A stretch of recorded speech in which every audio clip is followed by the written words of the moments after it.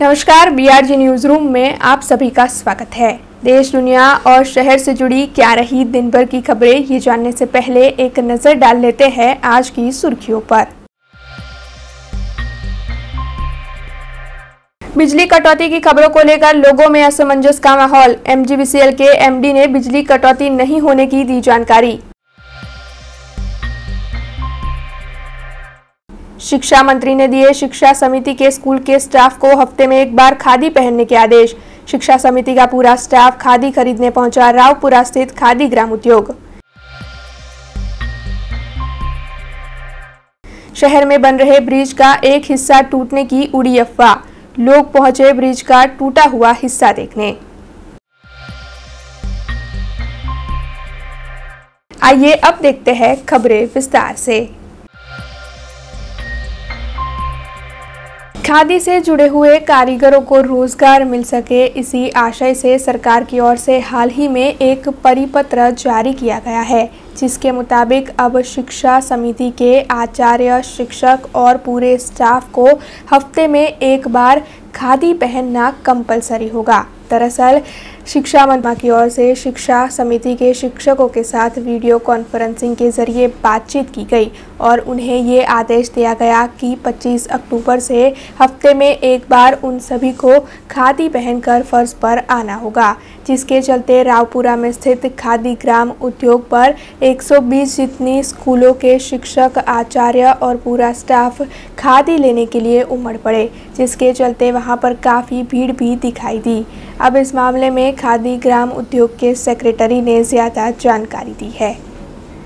गुजरात सरकार द्वारा खादी ने प्रोत्साहन आपवा माटे खादीનું વધુ વેચાણ થાય અને વેચાણ દ્વારા ખાદી ઉત્પાદન કરતા વણકરો છે, કાંતવાવાળા છે, ખાદીના સ્ટોલ જે ચલાવે છે, સેલ્સમેનો છે, એ લોકોને રોજગારી વધુ મળે એવા હેતુથી ગુજરાતની અંદર સહકારી શિક્ષણ સંસ્થાઓ છે, એમાં શિક્ષકો, એની સાથે સંકળાયેલા કર્મચારીઓ અને શિક્ષણની ઓફિસના સ્ટાફ આ દરેક જણ એક વીકમાં એક દિવસ ખાદી પહેરે એવો એક પરિપત્ર બહાર પાડી અને આ ડિપાર્ટમેન્ટને ખાદી ખરીદવા માટેનો એ આપેલો છે, પરિપત્ર બહાર પાડ્યો છે। એના દ્વારા આપણા જિલ્લાના 110 શાળાઓ છે, એ શાળાઓ પૈકી ઘણી શાળાઓના જે બધા કર્મચારીઓ છે, શિક્ષકો, એ આજ રોજ અમારે ત્યાં ખાદી ખરીદે છે અને ખૂબ ઉત્સાહથી ખાદી ખરીદે છે અને તેનાથી અમારી સંસ્થાને પણ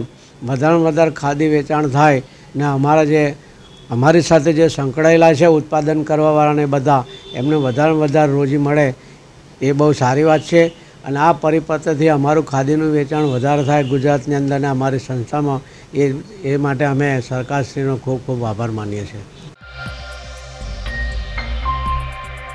देश भर में वैक्सीनेशन का आंकड़ा 100 करोड़ के पार होने के चलते विभिन्न तरीके से जश्न मनाते हुए आरोग्य कर्मियों को सम्मानित किया जा रहा है। ऐसे में कल शहर पुलिस की ओर से गोत्री अस्पताल में भी आरोग्य कर्मियों को सम्मानित किया गया। विभिन्न जगहों पर विभिन्न तरीके से वैक्सीनेशन का आंकड़ा 100 करोड़ के पार होने की खुशी मनाई जा रही है। ऐसे में शहर पुलिस की ओर से अब पुलिस बैंड के साथ मिलकर गोत्री अस्पताल में आरोग्य कर्मियों का सम्मान किया गया है।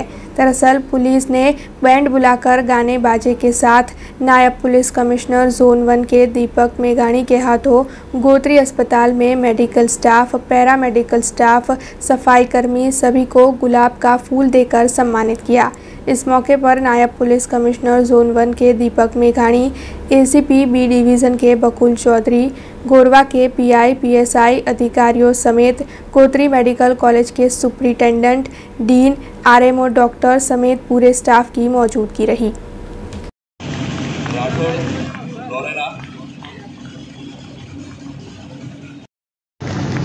Paramedical supervisor Kalpesh Vasava, staff nurse Patel, Rajma शीतल,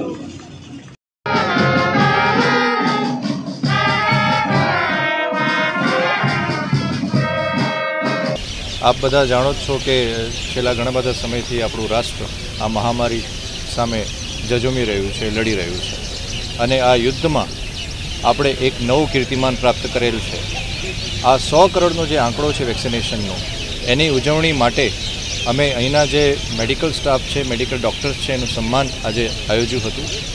વડોદરા શહેરની પોલીસની બેન્ડ દ્વારા, વડોદરા શહેરના પોલીસ અધિકારીઓ અને કર્મચારીઓ દ્વારા મેડિકલ સ્ટાફનું બહુમાન કરવામાં આવ્યું હતું અને એમના માટે આભાર, અભિવાદન અને અભિનંદન પ્રકટ કરવા માટે આજે અહીંયા અમે ઉપસ્થિત છીએ અને એ હેતુથી આ કાર્યક્રમ કરવામાં આવ્યો છે. वडोदरा शहर में एक बड़े ब्रिज का निर्माण कार्य चल रहा है। ऐसे में कल रात अचानक ही सोशल मीडिया में इस ब्रिज की कुछ तस्वीरें वायरल हुई, जिसमें ये दिखाई दे रहा था कि ब्रिज का आधा हिस्सा टूट चुका है। हालांकि ये ब्रिज अब भी बन रहा है और ऐसे में ऐसी तस्वीरें वायरल हो गई कि ब्रिज का एक हिस्सा टूट चुका है, जिसके चलते लोग परेशान हो गए और वहां पर इस बात को देखने के लिए पहुंचे। लेकिन वहां पहुंचे लोगों को पता चला कि ये महज एक अफवाह थी और ब्रिज का कोई भी हिस्सा टूटा नहीं है। तो ऐसे में वहां आए लोगों ने क्या प्रतिक्रिया दी, आइए सुनते हैं। અમે નાટક જોઈ રહ્યા હતા નોકરાણી સયાજીનગર ગૃહમાં. ત્યાં મેસેજ આવ્યો એટલે અમે જોવા માટે આવ્યા. ઉપર રોડ પર અમે રહીએ છીએ ભાઈલી, પણ સ્પેશિયલ જોવા માટે નીકળ્યા. તો અહીં તમારું ટોળું જોયું એટલે ઉપર આવ્યા. શું મેસેજ આવ્યો તમને? બ્રિજ તૂટી પડ્યો છે. હા, શું વાત છે? હકીકત શું છે? અત્યારે તમે કહો છો કે નથી, એ સાચી વાત છે. એવું થયું. પણ આ ફેક ન્યૂઝ છે અને આ સોશિયલ મીડિયા પર અમે જોઈને આમ તેમ અવેરનેસથી અમે અમારા હિસાબથી જોવા આવ્યા હતા, પણ આ ખોટી ન્યૂઝ છે અને ખોટું જ છે બિલકુલ. એટલે આવું ન્યૂઝ એવું હતું કે ભાઈ બ્રિજ પડી ગયો છે, પણ બ્રિજમાં કશું બી થયું નથી અને બ્રિજ A1 છે અને સારામાં સારો બનાવે છે, એનો કોઈ ઇસ્યુ છે નહીં. પણ પબ્લિકના ખાલી ખોટા ન્યૂઝ આપી અને ખાલી ગુમરાહ કરે છે પબ્લિકને, એનો કોઈ મતલબ નથી. એના માટે અમે ખાલી તમને સલાહ આપીએ છીએ કે ભાઈ આ રીતના ન્યૂઝો ના ખોટા ફેલાવો, જેનાથી પબ્લિકને અને આવા જવાવાળાને તકલીફ થાય અને કાલે સવારે નોકરી ધંધાવાળાઓને બી દિક્કત થાય એવું કામ ના કરો. नीलांबर ग्रुप की ओर से सैयद वासना TP 17 की जमीन के मामले में भ्रष्टाचार किया गया है, जिसके चलते महानगर पालिका को करोड़ों रुपयों का नुकसान हुआ है और ये आरोप लगाया है शहर कांग्रेस ने। दरअसल कांग्रेस पार्टी की ओर से इस मामले में विरोध जताते हुए कल आवेदन पत्र दिया गया है। पूर्व विपक्ष के नेता चंद्रकांत श्रीवास्तव की अगुवाई में कांग्रेस के कई काउंसिलरों ने मिलकर इस पूरे मामले को लेकर म्यूनिसिपल कमिश्नर शालिनी अग्रवाल और deputy municipal commissioner Sudhir Patel को आवेदन पत्र दिया और साथ ही ये मांग की कि इस ज़मीन के इस्तेमाल को जल्द से जल्द बंद करवा दिया जाए। रजूआत तो अमे लोकोए सभामां करी दीधी छे। रजूआत कर्या पछी शुं इम्प्लिमेंट थयुं, कई सुधी पहोंच्या अने एना उपर बीजू शुं कार्यवाही करवा जेवी छे ते बाबतनुं फरती एक आवेदनपत्र टाइपमां अमे चारे सभासदोए जईने आप्युं छे। TP नंबर 17 सैयद वासनानी अंदर जे जुदा जुदा प्लॉटो पाड़ीने 95,000 स्क्वेर फीट जगह, जे 95,000 स्क्वेर फीट जगह ओછી मળી, एनाथी 2.5 लाख FSI बांधकाम जे मळे छे ए रजा चिठ्ठी केन्सल करवानी वात छे अने रजा चिठ्ठी केन्सल केम नहीं करी, कई रीते तेमने जुदी जुदी परमिशनो आपी छे ने जे जग्याए बांधकाम चालतुं होय ए तात्कालिक कमिश्नर रोके ते प्रमाणनी कार्यवाही करवा माटेनुं आ एक आवेदनपत्र छे। एना पछी आगळनी कार्यवाही अमे शरू करी छे अत्यारे तो, पण जो एना उपर कार्यवाही नहीं थाय अने चूपचाप बेसी रहेशे तो अमे रोकावाना नथी, अमे आगळ जवाना छीए। कारण के जे रीते एक सामान्य माणस, एक सामान्य खेडूतने जगह कापीने एमना रोडो, ड्रेनेज, पानी, लाइट वगैरह नहीं करवाथी एमना सस्ता प्लॉटो लोको लई लेता होय, गरीब माणस उपर अन्याय थतो होय अने माले तुजारोने फायदो करावा माटे जो आ कॉर्पोरेशन बनावी होय तो एवुं चलाई लेवाय नहीं। दरेक माणसने सरखो न्याय मळवो जोईए। अमारो हेतु ए ज छे के दरेक व्यक्तिने सरखो न्याय मळे, सरखी व्यवस्था मळे, सरखी बधी व्यवस्था थाय ए प्रमाणेनी अमारी कार्यवाही होय छे। एकने बधी छूट, करोड़ों रुपयानो फायदो अने सामान्य अने गरीब माणसने, खेडूतने लाखों रुपयानी जगह वेचाई जाए अने करोड़ों लोकोने फायदो थाय ए प्रमाणेनी कार्यवाही नहीं करो, ए प्रमाणेनुं आवेदनपत्र आपवा गेला। बीते कुछ दिनों से आप सभी लोग खबरों में ये सुन रहे होंगे कि देश में कोयले की कमी की वजह से बिजली में कटौती हो सकती है। अब इन खबरों के चलते देश के सभी नागरिक काफ़ी परेशान हैं। हालांकि इसे लेकर कई अफवाहें भी उड़ रही है, जिसके चलते शहर में MGVCL के MD तुषार भट्ट की ओर से आज एक पत्रकार परिषद का आयोजन कर इस मामले में ज़्यादा जानकारी दी गई। दरअसल MD तुषार भट्ट की ओर से बताया गया कि MGVCL से जुड़े इलाकों में बिजली की कटौती नहीं होगी और देश भर में आने वाले वक्त में इस समस्या को सुलझा दिया जाएगा। यानी लोगों को किसी भी तरह की अफवाहों पर ध्यान नहीं देना चाहिए, क्योंकि बिजली कटौती की समस्या देश में खड़ी नहीं होने वाली है। इस मामले में क्या कहा MD तुषार भट्ट ने, आइए सुनते हैं। આજે જે પ્રેસ કોન્ફરન્સ બોલાવી છે એની પાછળનું કારણ એ છે કે રાજ્યમાં અલગ અલગ માધ્યમ દ્વારા સમાચારો પ્રસિદ્ધ થઈ રહ્યા છે કે વીજ કાપની પરિસ્થિતિ છે ને આ પરિસ્થિતિ ખરાબ થશે એ પ્રકારેનું એક અફવાઓ ફેલાઈ રહી છે। એ અફવાના ખંડન માટે ખાસ આ મિટિંગ બોલાવી છે। અત્યારે પરિસ્થિતિ આપણી પાવરની ધીરે ધીરે ડે બાય ડે ઇમ્પ્રૂવ થઈ રહી છે।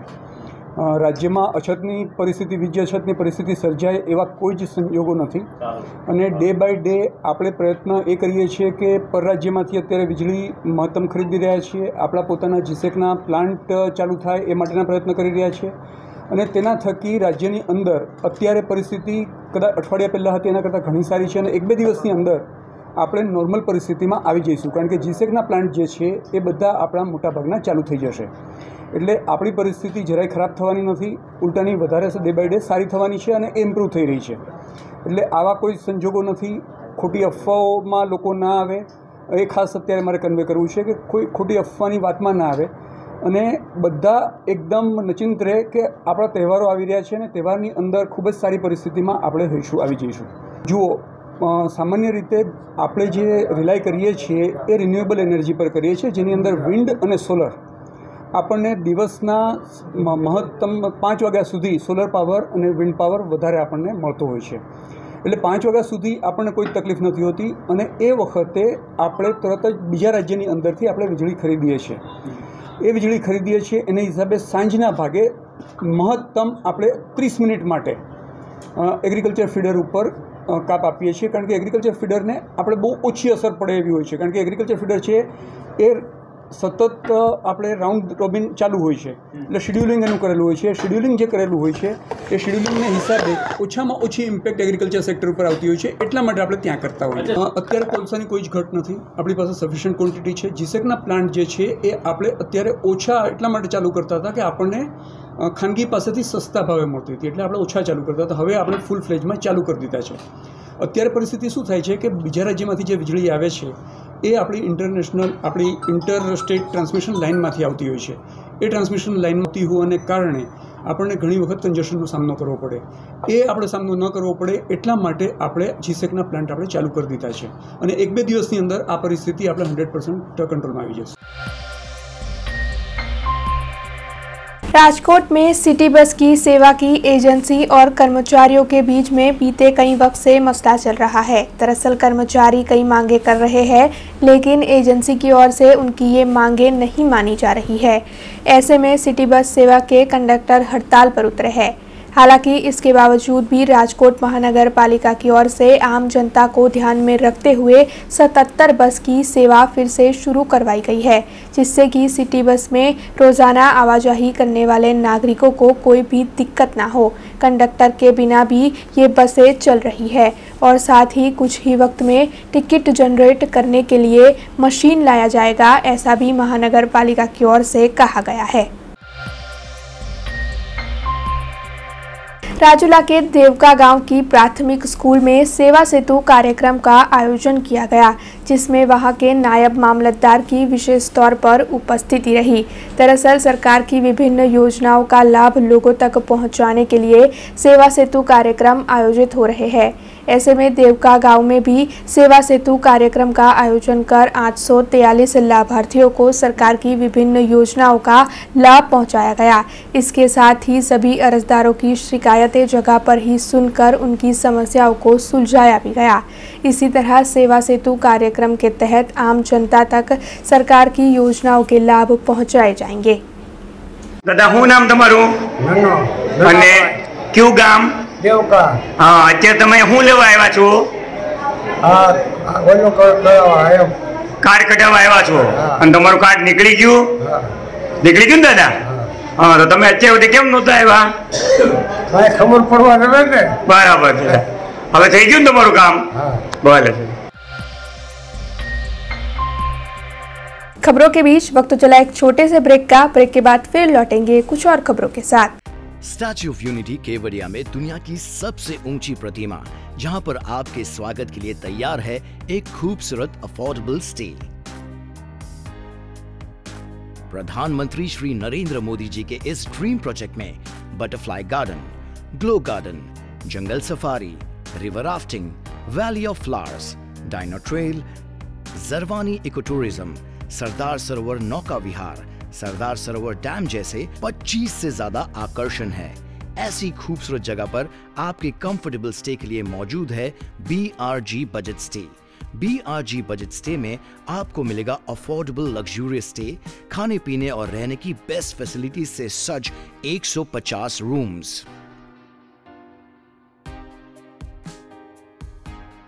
कॉन्फ्रेंस हॉल, एम्फी थिएटर और पार्टी लॉन्स की भी सुविधा, डेस्टिनेशन वेडिंग, संगीत संध्या, बर्थडे पार्टीज और कॉर्पोरेट इवेंट्स जैसे आयोजनों के लिए बिल्कुल सही जगह। तो आप भी आज ही ऑनलाइन बुक करवाइए BRG बजट स्टे में अपना स्टे। लॉग ऑन करें www.brgbudgetstay.com near circuit house at Statue of Unity Kevadia. Contact number 9586647777। Break के बाद BRG न्यूज रूम में आप सभी का स्वागत है।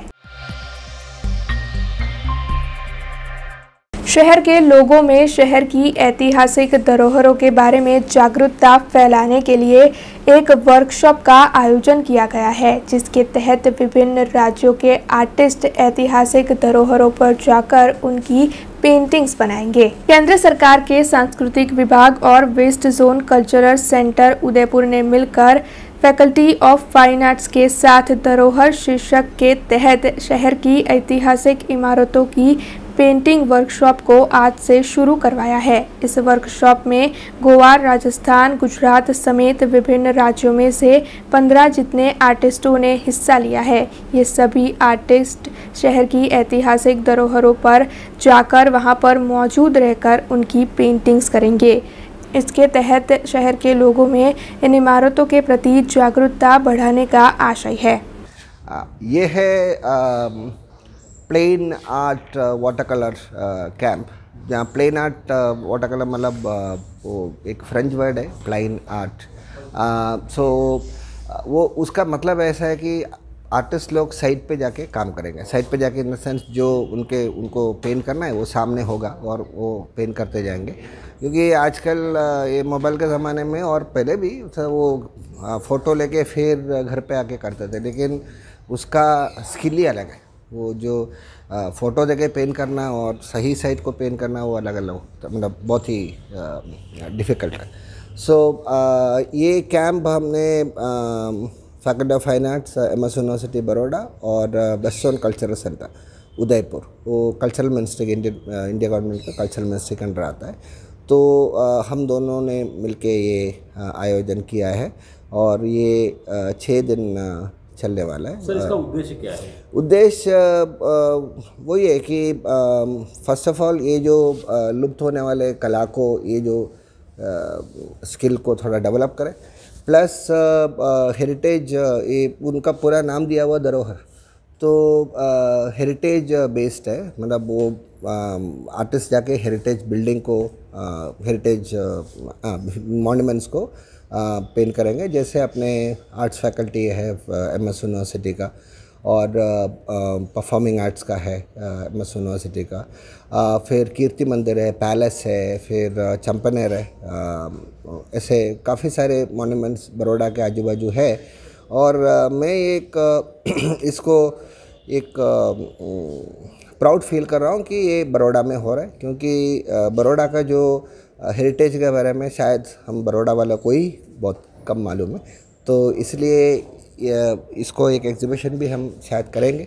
तो ये हेरिटेज के तरफ अपने धरोहर की तरफ लोगों को जागरूक करना बहुत ज़रूरी है, क्योंकि अभी क्या हो रहा है कि इंडिया में काफ़ी सारे बिल्डिंग टूटे जाता है और हेरिटेज का लोगों को पता नहीं है। तो ये जो अभी अपना नेशनल एजुकेशन पॉलिसी में भी बताया गया कि एजुकेशन इंस्टीट्यूशन को, मॉन्यूमेंट्स को देखना है, तो उसकी तरफ पे हम ये कर रहे हैं। ये कैंप का उद्देश्य वो है। All India grappling wrestling championship में वडोदरा शहर के कई खिलाड़ियों और कोच ने हिस्सा लिया था।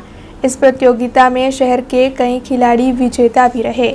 ऐसे में इस चैंपियनशिप में हिस्सा लेने वाले खिलाड़ी और कोच आज वडोदरा शहर के रेलवे स्टेशन पर आ पहुंचे, जहां पर उनका स्वागत किया गया।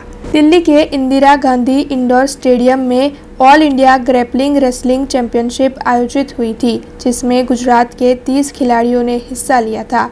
वडोदरा शहर के भी 10 खिलाड़ियों ने इस चैंपियनशिप में हिस्सा लिया था। इस चैंपियनशिप के तहत 90 किलो की कैटेगरी में शहर की निधि मोरे को गोल्ड मेडल हासिल हुआ, जबकि 92 किलो की कैटेगरी में चिराग सोनी को और 66 किलो की कैटेगरी में मानव गोरखा को ब्रोंज मेडल हासिल हुआ।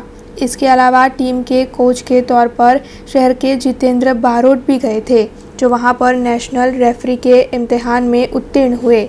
ऐसे में आज कोच समेत सभी विजेता खिलाड़ी शहर के रेलवे स्टेशन पर आ पहुंचे, जहां पर नारायण गुरु आद्य व्यायाम शाला की ओर से इन सभी का भव्य तौर पर स्वागत किया गया। અમે દિલ્હી ખાતે ગયા હતા આઈજી સ્ટેડિયમમાં। આ પહેલી નેશનલ હતી, ગ્રેપલિંગ નેશનલ પહેલી હતી અને મારો ગોલ્ડ હું લગભગ છેલ્લા 10-12 વર્ષથી રમું છું। મારો ગોલ્ડ સિનિયર નેશનલમાં ગોલ્ડ આવ્યો છે, તો બહુ ખુશી થાય છે અને એનો શ્રેય મારા કોચને, મારા પૂરી ફેમિલીને આપું છું કે એ લોકોના સપોર્ટના લીધે જ આજે મેં અહીંયા ઊભી છું। ગોલ્ડ લઈને આવ્યા છે તો બહુ જ ગૌરવની લાગણી થાય છે। આગામી દિવસમાં આની ઇન્ટરનેશનલ ટ્રાયલ્સ પણ થવાની છે અને હું મારું ફૂલ પ્રયત્ન કરીશ કે મેં ઇન્ટરનેશનલમાં રમવા માટે જઈશ અને આ બધો શ્રેય મારા અખાડાના સંચાલક શ્રી આઝાદભાઈ સુરવે અને અધર કોચિસને જાય છે અને મારી હોલ ફેમિલીને, જેને મને આટલો સપોર્ટ કર્યો અને આજે હું મારા ગોલ્ડ મેડલ સાથે અહીંયા ઊભી છું। અમે 20 થી 22 દિલ્હી ખાતે इंदिरा गांधी स्टेडियम में KD Jadhav indoor wrestling stadium है અને ત્યાં पहली all India grappling wrestling tournament में भाग लीधो तो અને आ टूर्नामेंट जे छे रेसलिंग फेडरेशन ऑफ इंडिया ना प्रमुख श्री ब्रिजभूषण चरण सिंह, दिनेश कपूर जे चेरमेन है, एमना नेजा हेठळ आयोजन थयुं हतुं અને आ कॉम्पिटिशननुं प्रथमवार आयोजन थयुं छे आखा इंडियामां। आखा इंडियामांथी 3000 उपरांत आ खेलाड़ीओ आव्या हता અને જુડો, કુસ્તી અને માર્શલ આર્ટનું આ મિક્સ જે ગેમ છે એ પહેલીવાર આટલું મોટું આયોજન થયું હતું અને ગુજરાતમાંથી લગભગ 30 છોકરાઓએ ભાગ લીધો હતો। એમાંથી વડોદરાના 3 ખેલાડીઓ મેડલ લઈને આવ્યા છે। ટોટલ ગુજરાતના 7 ખેલાડીઓએ મેડલ લીધેલો છે। એમાં એક ગોલ્ડ મેડલ, એક સિલ્વર મેડલ અને 5 બ્રોન્ઝ મેડલ। એમાં આપણા વડોદરાની નિધિ મોરે જે નારાયણ ગુરુ આદ્યવ્યાયામ શાળાની છે, એમણે ગોલ્ડ મેડલ મેળવેલો છે। चिराग सोनी नारायण गुरु आद्यव्यायाम शाळाना छे, जेमणे ब्रोन्ज मेडल मेळवेलो छे અને टाइगर क्लबना मानव गोरखा एमणे ब्रोन्ज मेडल मेळवेलो छे। आ 3 खेलाड़ीओए आपणा वडोदरानुं गौरव वधारेलुं छे અને जे गोल्ड मेडल અને सिल्वर मेडल वाळा छे ए आवता दिवसोमां इंटरनेशनल रमवा माटे ते लोको ट्रायल आपशे। एयरक्राफ्ट में बैठकर खाना खाने के बारे में क्या आपने कभी सोचा है? वैसे वडोदरा शहर के निवासियों की ये इच्छा अब पूरी हो सकती है। दरअसल शहर में तरसाली रोड पर हाई फ्लाई एयरक्राफ्ट रेस्टोरेंट की आज से शुरुआत हुई है, जिसके बारे में एक पत्रकार परिषद का आयोजन कर एयरक्राफ्ट रेस्टोरेंट के संचालकों की ओर से ज़्यादा जानकारी दी गई है। तरसाली बाईपास लीजेंड होटल निकट हाई फ्लाई एयरक्राफ्ट रेस्टोरेंट की आज से शुरुआत हुई है। दरअसल विश्व की 9वीं, भारत में 4थी और गुजरात की ये पहली हाई फ्लाई एयरक्राफ्ट रेस्टोरेंट है। दुनिया के 8 शहरों में ऐसी एयरक्राफ्ट रेस्टोरेंट मौजूद है और वडोदरा ऐसा 9वां शहर है जहां पर ये रेस्टोरेंट आज से शुरू हुई है। इस एयरक्राफ्ट रेस्टोरेंट में ऐसी सभी सुविधाएं हैं जो कि असलियत में एयरक्राफ्ट में होती है। यहाँ पर 102 लोग एक साथ बैठकर Punjabi, Chinese, continental, Italian, Mexican, Thai food जैसे विभिन्न तरह के खाने का लुत्फ़ उठा सकते हैं। ऐसे में वडोदरा के निवासी अब एयरक्राफ्ट रेस्टोरेंट में खाना खाने का लुत्फ़ उठा पाएंगे। ताकि बताने रियल एक फीलिंग થાય કે ના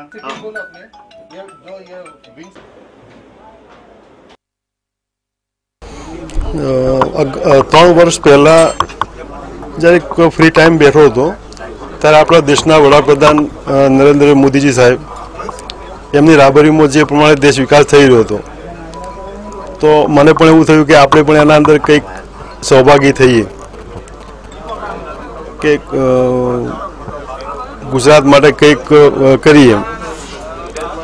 તો આમ ગુજરાતના અંદર રેસ્ટોરન્ટો સામાન્ય રેસ્ટોરન્ટો બધી સિટીના અંદર ચાલતી જ હોય છે, તો કંઈક લોકોને અલગ જગ્યાએ બેસાડીને જમાડીએ તો સામાન્ય પ્રજા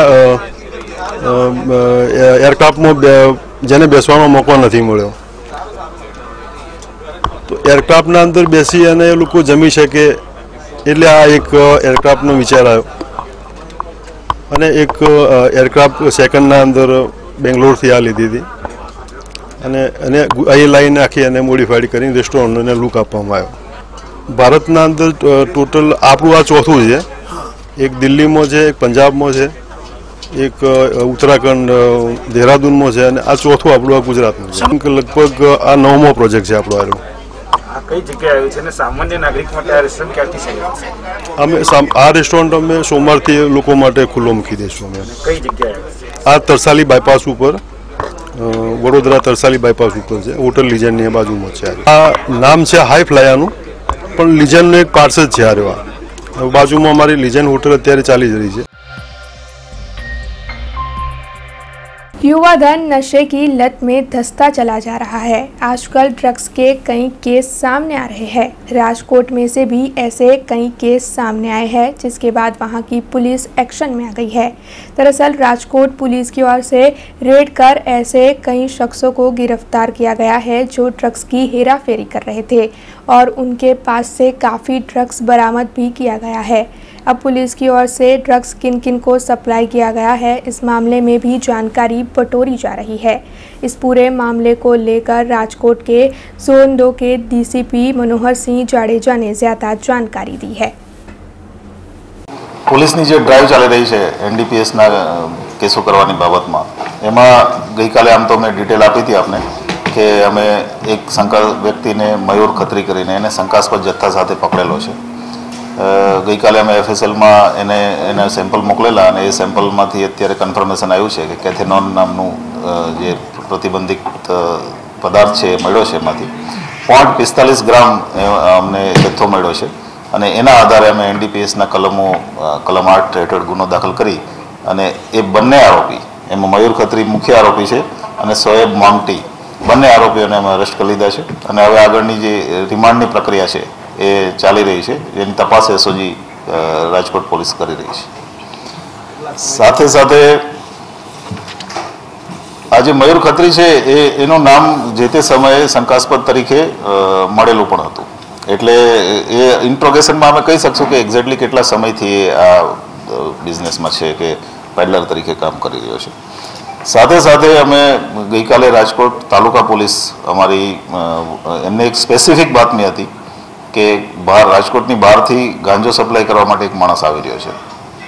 એ સ્પેસિફિક બાતમીના આધારે તાલુકા પોલીસે વોચ ગોઠવીને સાંજે રાજકોટ નાના મવા વિસ્તારમાં એક યુનુસ સુમરા કરીને આરોપીને પકડવામાં આવેલ છે, જેની પાસેથી 8 કિલો ગાંજો અમે કબજો કર્યો છે અને આ યુનુસ સુમરા જે છે એ બોટાદ જિલ્લાના ગઢડા પાસેથી અહીંયા માલ સપ્લાય કરવા માટે આવ્યો હતો અને અહીંયા પોલીસના હાથમાં આવી ગયો છે।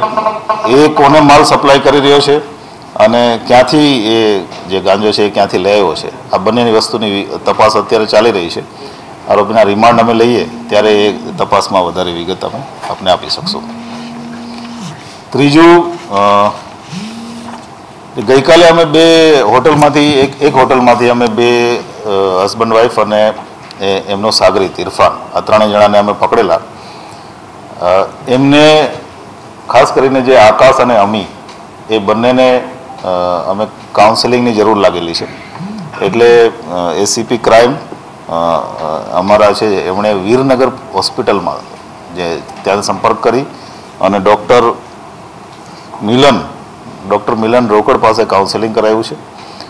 ઈરાદો એટલો જ છે કે એમને ડી એડિક્શન તરફ લઈ જવામાં આવે અને એક સાંત્વન હોસ્પિટલ છે એમને ત્યાં પણ કાઉન્સેલિંગ કરવામાં આવ્યું છે અને કદાચ એમને હોસ્પિટલાઇઝેશનની જરૂર પડે તો દિવાળી પછી અમે પોલીસ પૂરેપૂરું ધ્યાન રાખી રહી છે કે એ લોકો ડી એડિક્શન તરફ જાય અને એમનો પરિવારમાં ફરીથી મેચ થઈ શકે. સાથે સાથે અમે અત્યાર સુધીમાં એટલે કે છેલ્લા 3 વર્ષમાં ટોટલ 73 NDPSના કેસો કરેલા છે, 128 આરોપી અરેસ્ટ કરેલા છે અને 2,46,00,000નો જથ્થો અત્યાર સુધીમાં પકડેલો છે. એ ઉપરાંત આપને મને કહેતા આનંદ થશે કે જે શંકાસ્પદ લોકોના નામ મારી પાસે હતા 9 જણા, એ 9 આરોપીઓને અમે રાઉન્ડ અપ કરી લીધા છે. અત્યારે મને એક પાસેથી જથ્થો મળ્યો છે 0.45 ગ્રામ અને બાકીના આરોપીઓની અત્યારે પૂછપરછ અને સર્ચિંગ હજી પણ ચાલુ છે. પણ આરોપીઓ તમામ મારી પાસે આવી ગયા છે અને એ ઉપરાંત એક જે અરજી હતી અલકાબેનની એના દીકરાની રાધર આકાશની કે એમને કોઈએ વ્યાજ માટે જબરજસ્તી કરેલી, એ વ્યાજ વટાવની જે ફરિયાદ છે અમે માલવ્યા પોલીસ સ્ટેશનમાં દાખલ કરી અને એમાં આરોપી અરેસ્ટ કરી લીધો છે. ટોટલ 17,000ની મેટર છે કંઈક, પણ અમે એમાં ઓફિશિયલ કાયદેસર કાર્યવાહી કરીને એને અરેસ્ટ કરી લીધો છે. શરૂઆતમાં ક્વોન્ટિટી જોતા અમને પણ એવું લાગતું હતું કે કદાચ પોતાના યુઝ માટે લાવ્યો છે, પણ આ જે ડ્રગ્સ છે એ મામટીના ઘરેથી મળ્યું છે અને અમને પ્રાથમિક ઇન્ટ્રોગેશનમાં એવું લાગે છે કે મયુર ખત્રી પેડલર પણ હશે અને કન્ઝ્યુમર પણ હશે. એ બંને કામ કરી રહ્યો છે એવું લાગી રહ્યું છે. એ હવે ઇન્ટ્રોગેશનમાં અમે આપને કહી શકશું. બધા વેચાણ માટે લઈ આવ્યા કે ખાસ પીવા પોતાના માટે ઉપયોગ કરતા હતા, એવી કઈ વિગત સામે? એક્ઝેક્ટ સ્પેસિફિક આંકડો આપને નહીં કહી શકું, પણ મોટા ભાગે એમાંથી વેચાણ માટે હશે, પોતે કન્ઝ્યુમ કરવા માટે હશે. છે ખરા એવા પણ કેસીસ, પણ એ ઓછા હશે. દરેક કેસમાં મૂળ સુધી પહોંચવાનો પ્રયત્ન થયો છે અને 2-3 કેસમાં તો સિનિયર લેવલના અધિકારીઓ પણ ઇન્વોલ્વ થયા છે. એમાં જે સૌથી મોટો અમે કેસ કરેલો જેમાં બોરસદથી મોટો જથ્થો પકડ્યો હતો, એ જથ્થો સુરતથી આવ્યો હતો અને સુરતમાં પણ અમે આગળ ટ્રેસિંગ કરીને દિલ્હીથી આવ્યો હતો અને દિલ્હીમાંથી પણ એ જથ્થો કાશ્મીરથી આવ્યો હતો. એટલે આટલે સુધી અમે ટ્રેસિંગ કરેલું છે. એ ઉપરાંત જ્યાં જ્યાંથી પણ આવેલા છે ત્યાં અમે ટીમો મોકલીને ક્રોસ વેરીફાઈ કર્યું છે અને એ તપાસ એની રીતે દરેક અધિકારી પોતપોતાની રીતે કરી રહ્યા છે. अमरेली के जाफराबाद के टाउन हॉल पर सर्वरोग निदान कैंप का निशुल्क आयोजन किया गया, जिसके तहत जाफराबाद के कई लोगों का इलाज किया गया. स्वर्गीय उद्धवजी भाई रामजी भाई सोलंकी चैरिटेबल ट्रस्ट और अभियान सेवा ट्रस्ट जाफराबाद की ओर से जाफराबाद में टाउन हॉल पर सर्वरोग निदान कैंप का आयोजन निःशुल्क तौर पर किया गया, जिसके तहत जाफराबाद के लोगों का निःशुल्क इलाज किया गया. जिन लोगों को भी किसी भी तरह की कोई भी बीमारी या परेशानी हो, उन सभी को इस कैंप के ज़रिए इलाज मुहैया करवाया गया. इस मौके पर Shantaben medical college and general hospital Amreli, जिला NCD सेल, राजकोट की जानी मानी HCG अस्पताल के एक्सपर्ट डॉक्टर्स की टीम, जाफराबाद CHC के डॉक्टर्स की टीम, इन सभी की ओर से मौजूद रहकर सेवाएं दी गई. જાફરાબાદ આજે જે મેડિકલ કેમ્પ રાખ્યો છે, mega medical camp, Shantaben Haribhai charitable trust, Shantaba medical college through અને અહીંના જે આગેવાનો, ખારવા સમાજના આગેવાનો, કોળી સમાજના આગેવાનો, બધા મુસ્લિમ સમાજના આગેવાનો, બધા જ આગેવાનો એક હળીમળી અને બેસ્ટ આયોજન કર્યું છે અને બધું જ વ્યવસ્થા પણ બહુ સારી કરી છે અને પેશન્ટ પણ સારો લાભ લેશે. અને આજે મને વાત કરતાં આનંદ થાય છે કે શાંતાબા મેડિકલ કોલેજ અને છેવાડાનું ગામ અમરેલી જિલ્લાનું અને આટલું પછાત ગામમાં આ જે સેવા કરવાનો મોકો મળ્યો એટલે આ જે કંઈ આયોજન કર્યું છે અને ગામના આગેવાનો સમાજના આગેવાનોનું ઋણી રહે શાંતાબા મેડિકલ કોલેજ ઋણી રહેશે હર હંમેશ અને અવારનવાર અહીંયા કેમ્પ થાય અને ગરીબ માણસોને બધા સેવા શાંતાબા મેડિકલ કોલેજ આપી શકે એવું સારી રીતે અમે અહીં ટાઈપ કરી અને આગળ વધશું એવું મને લાગે છે. આગેવાનોનો પણ સારો સપોર્ટ છે, એ પણ પોઝિટિવ છે અને એ પણ સારી રીતે કામ કરવા માગે છે.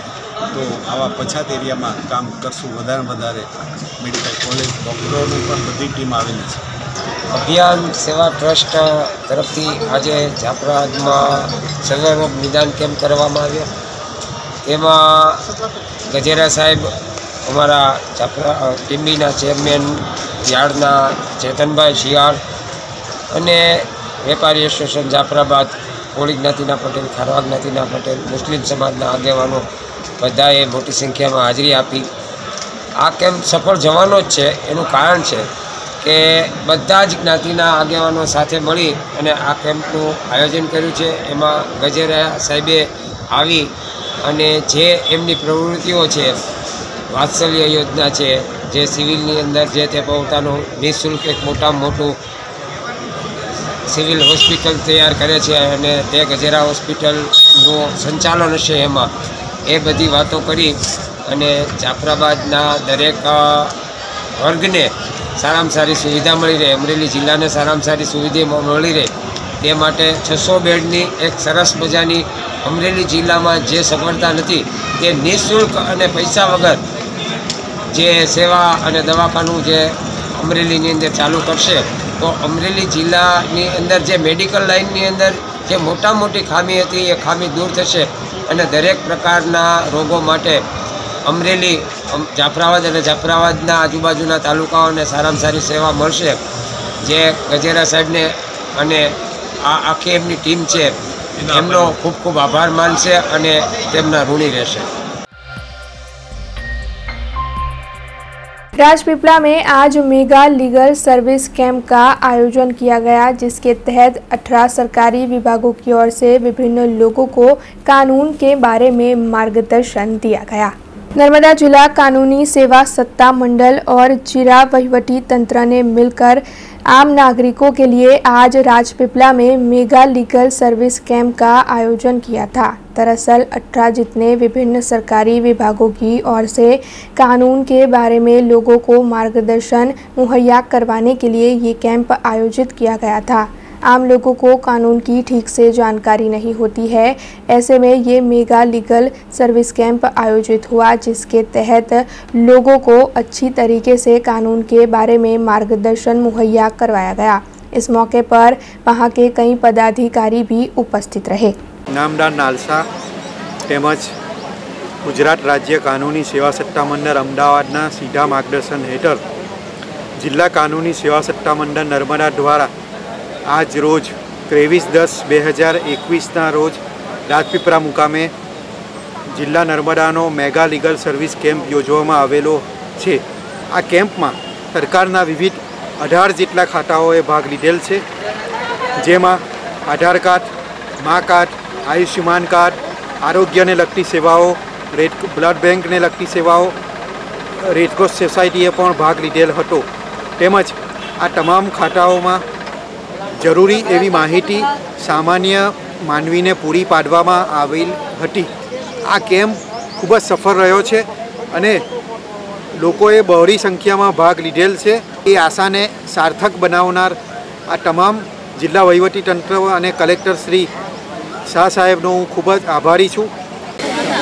મારું નામ ભાવનાબેન પ્રવીણભાઈ તડવી છે. રાજપીપળામાં મેગા કેમ્પનું આયોજન કરવામાં આવેલ હતું, જેમાં મને સ્થળ ઉપર જ ગંગા સ્વરૂપ આર્થિક સહાય યોજનાનો હુકમ મળી ગયેલ છે. તેથી હું કેમ્પનું આયોજન કરવા બદલ આભાર માનું છું. खबरों का सिलसिला खत्म करने से पहले आइए नजर डाल लेते हैं आज की कुछ खास खबरों पर. बिजली कटौती की खबरों को लेकर लोगों में असमंजस का माहौल. MGVCL के MD ने बिजली कटौती नहीं होने की दी जानकारी. शिक्षा मंत्री ने दिए शिक्षा समिति के स्कूल के स्टाफ को हफ्ते में एक बार खादी पहनने के आदेश। शिक्षा समिति का पूरा स्टाफ खादी खरीदने पहुंचा रावपुरा स्थित खादी ग्राम उद्योग। शहर में बन रहे ब्रिज का एक हिस्सा टूटने की उड़ी अफवाह, लोग पहुंचे ब्रिज का टूटा हुआ हिस्सा देखने। देश, दुनिया और शहर से जुड़ी कुछ और खबरें लेकर कल फिर लौटेंगे। तब तक दीजिए BRG टीम को इजाजत। धन्यवाद। अब खबरों से लगातार अपडेट रहना हुआ आसान। BRG न्यूज आपके मोबाइल स्क्रीन पर। आज ही BRG न्यूज की mobile app Google play store और ऐप स्टोर से डाउनलोड करें और खबरों से लगातार जुड़े रहें।